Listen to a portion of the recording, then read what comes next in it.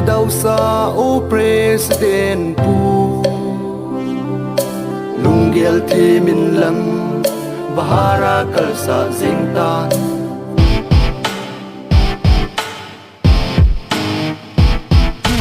Auto ho damna tapa workshop Lunggel thi min lam asip man lom sa zita Igam ilaw ham mizo si ivet le Achal pa nga somni kita chet che Insen na umpunte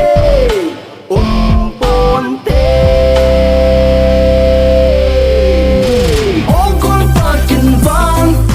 Ang butol nung kasay Ikaw ma nunga ho ahong tawa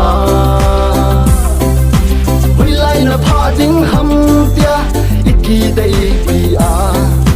phone number ila iki dai le nom ka sa